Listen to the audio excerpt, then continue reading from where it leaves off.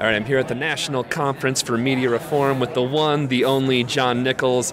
John is, of course, a writer for The Nation magazine, The Progressive in these times. You name it, he's writing for him. He's the man. John, thanks for sitting down with me. I believe you're inaccurate. You, Matt, are the man. But I'm glad to be in your shadow. It's a pleasure to be here. Yeah. So, John, we're here at the National Conference for Media Reform. You've written many, many books with your friend, your partner, your longtime collaborator, your comrade, Bob McChesney. And you guys have a new one coming out, and you were telling me about it earlier, and it sounds great. So tell us about the new book that's coming out. Well, I'll begin by saying it makes a fine holiday gift. Yeah. But beyond that, no, it isn't out yet, but it will be out in June. And the book is called Dollarocracy. And what we argue in this book is a real extension beyond where we've been in the past, which is that there come points in the history of a country where you have to, sit back, take a look around, kind of pop your head above the day-to-day fray and ask yourself, where are we at?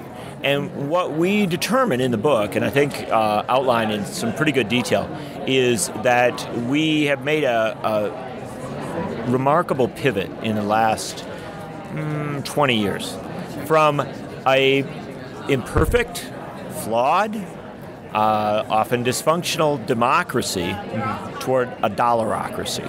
And we define this term in a way that I think most people will understand, but maybe haven't pulled it all together. And that is that we have a circumstance now where an issue can be put in play, or a variety of issues can be put in play. We can have a great debate.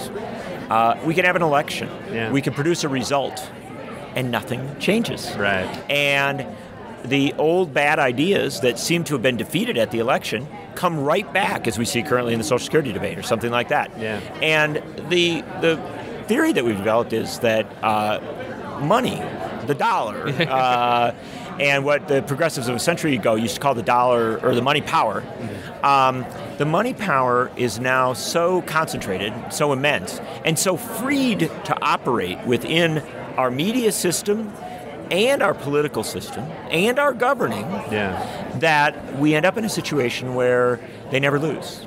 And they can game the system as regards the availability of information, the flow of information, the terms of the debate, the parameters of the political parties.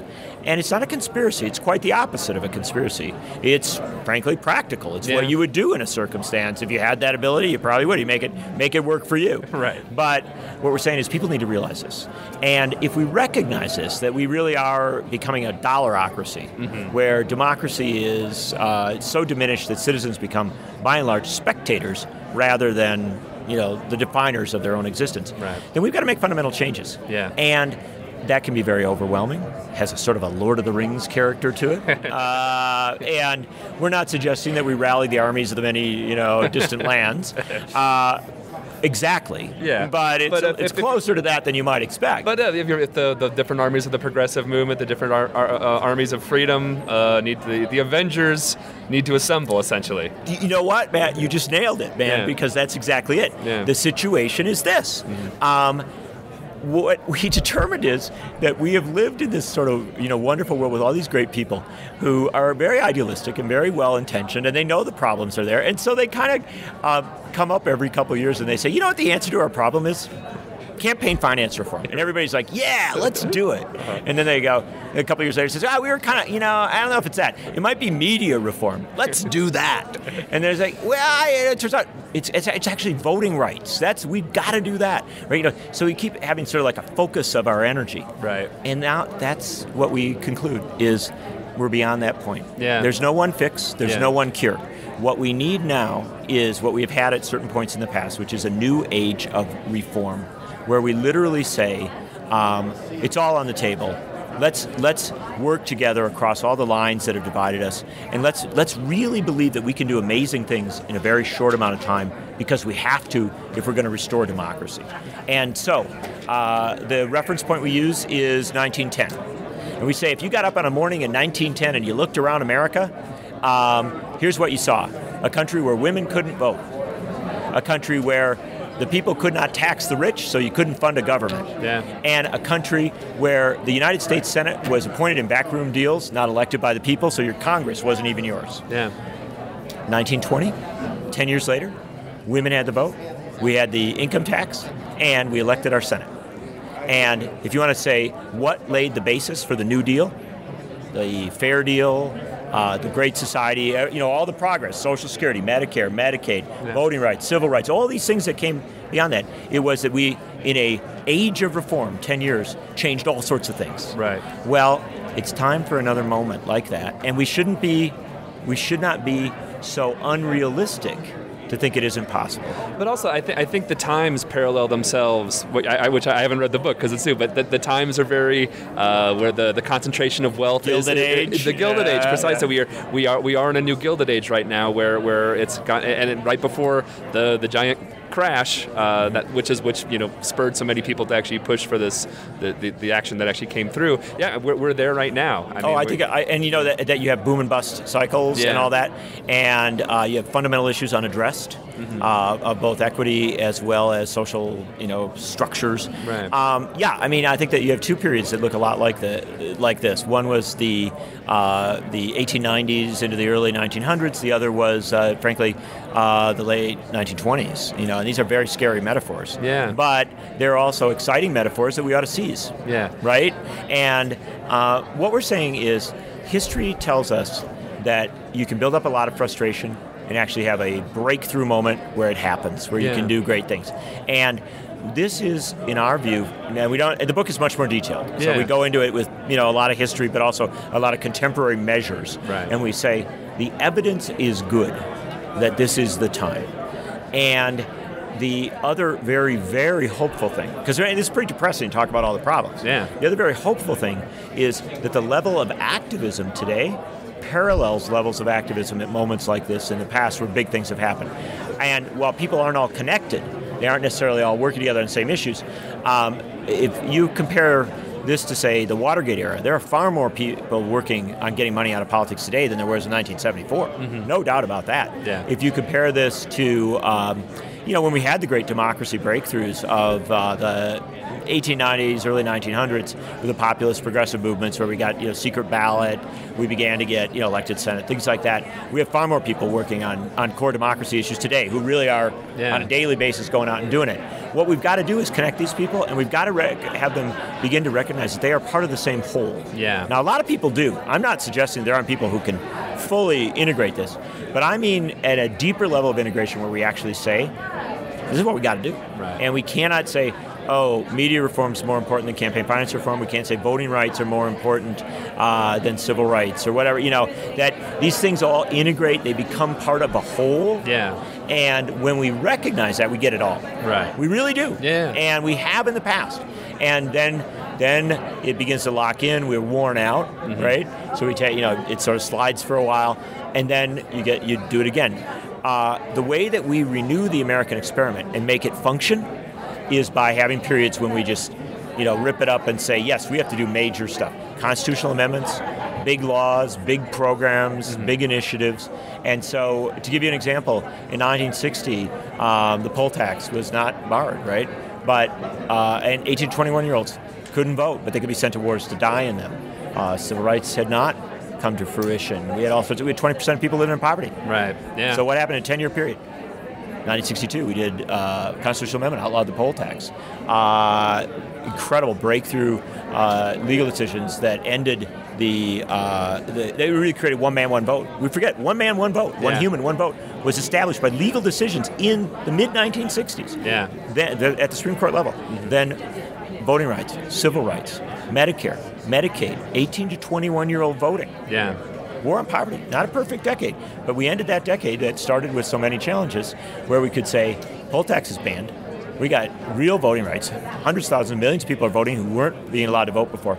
We got Medicare, we got Medicaid. 18 to 21-year-olds are voting, and our poverty rate has fallen from roughly 20% down to 13%. Yeah. That's a good decade. That's a good decade. And I want another decade like that. That would be nice. Before I let you go, I want to do one of the the things that I really enjoy about your work. I mean, I enjoy your work in generally, but the thing, especially in your previous book that you did with Bob, The Death and Life of American Journalism, what you guys actually do, which I think that the left doesn't do enough, is you guys really reclaim the founders. And when we talked in the lobby earlier, you said that there is some of that in this book as well, where you actually just give us a preview about that, because I think this, like, it's a patriotic argument, and and the right owns, that we let them get away with it, and so it's absurd to let the right have this, because it is a country founded in revolt against empire and crown corporations. Right. I mean, we ought to have some claim to that. Tom Paine, I do not believe would be mistaken for a right-winger. Yeah, absolutely. Despite what Glenn Beck may say. and I've been planning to get Glenn Beck a couple copies of Tom Paine books to read.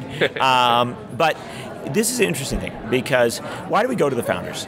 Because, just as in religions you have your, sacred canons, in secular society and in nation states you have your domestic canons, your places, your reference points, your touchstones. Founders are touchstones. The founding of the American experiment is a touchstone. Conservatives recognize that, and they're very smart to do so, because they say, look, we ought to do things a certain way because this is the American way. Yeah. Well, what we do is we wrestle with them on that, and we say that there has always been a struggle at the founding, throughout the history of this country, between those who say the American way is to give a lot of power to a very few folks, and those who say a great many folks should have that power spread among them. It is what La Follette, Robert M. La Follette, the great Wisconsin progressive, referred to as the old fight. And he meant like the fight from the beginning of the Republic. And in this new book, the book is steeped in a great deal of Jefferson's writing. And Jefferson was an imperfect man, many flaws, and he would admit that. But one of his great visions was something they said, that no generation should chain future generations. Jefferson was a great advocate for reform. He said that, as you go along, you're going to have to change this thing. What we put in place is not going to be the right models for 50 years from now, 100 years from now. He actually did it on a 20-year model. That line of his about the tree of liberty must be watered every 20 years with the blood of patriots. Right. It was not a call to violence. What he was really saying is that you have to renew the revolutionary spirit. Jefferson spoke all the time about the spirit of '76. His great fear was that it would be lost, that people would forget that citizen duty to shape their republic and to take on that which was inappropriate. And so we steep it a lot in that, and we say, look, that we have reached a point in America that Thomas Jefferson would say is a time when you ought to really be looking at how you change this thing. So we talk about that, but we pull another player in who, was not a founder, but probably somehow fits into the canon as well as anybody, and that's Walt Whitman. Mm-hmm. Whitman wrote an awful lot about democracy. Yeah. And he actually did it in a very sophisticated way and argued that, this is going to be America's great contribution to the world, was a democratic spirit. And he wasn't talking about electoral politics. He was talking about something much deeper. Yeah. Democracy, demos, the mass, the whole. And he loved that mass. And he had this great line. He said, I speak the password primeval. I give the sign of democracy. He said there's something ancient, something deeper, that is the valuing of democracy. And that's what this book is about. This book is saying, if we need to make media reforms, fundamental reforms, to inform citizens, to give them the real power to act as definers of their own lives with knowledge on which to base their votes and their activism, then we need to do that, because that's how we get to that, that primeval, that core value of democracy. If we need to reform our politics to make our voting better, to make sure that everybody has a right to vote and that it is respected, that it is counted, yes, let's do it. If we need to reform money in politics, yes, let's do it. And let's go confidently. Whitman again had this wonderful line about striking boldly, for democracy. Right. He says, we need to do it, let's do it. And let's not be frightened, let's not be casual, let's not be cautious in our advocacy. We need an age of reform. This country needs to change and fix a lot of stuff. It is absolutely true that conservative forces will sometimes be allied with us. There are actually genuine conservatives who will agree with us on some things, but there will be corporate forces that will create a division, and there will be real fights. We'll lose some. Yeah. And we won't fix everything. We never have. But we should be boldly marching to try and fix as many things as we can to really repair stuff, because the moment is right. The economic, the political, the social demands are correct, and we ought to jump into that boldly and make this next 10 years, in my opinion, as transformational as that 10 years from 1910 to 1920. Why shouldn't 2010 to 2020 be as definitional. So at the end we say we have gotten the equivalent of a right to vote for women, a right to tax the rich, a fully elected Congress. What are the equivalents now? Well, I'd say a media system that sustains democracy, a political system that allows for all voices to really be heard and not to shout out one with money, and a voting and election system in this country that is genuinely reliable and that invites everyone to the polls and makes sure that every vote is counted. And there is nothing in any of those three items that ought to be on the left or the right. Every one of those is a deeply American concept. And so it happens that I'm on the left, and I think a lot of the people who will advocate for these things will begin there. But I think it's almost absurd to think that the American people wouldn't embrace that. Yeah. It's sort of more crazy to think they won't. It's more crazy to think that these are scary ideas that can't work than it is to say these are actually incredibly mainstream ideas that maybe we should have been fighting a little harder on a long time ago. Yeah. Because they're the big picture ones, and if we get them, everything else falls into place. I think so. John Nichols, the author, the new book is Dollarocracy. It's coming out later in the summer. We'll make sure to plug it once it comes out. So, John, thanks for taking your time. Thank you so much, brother. Thanks. It's an honor to be with you.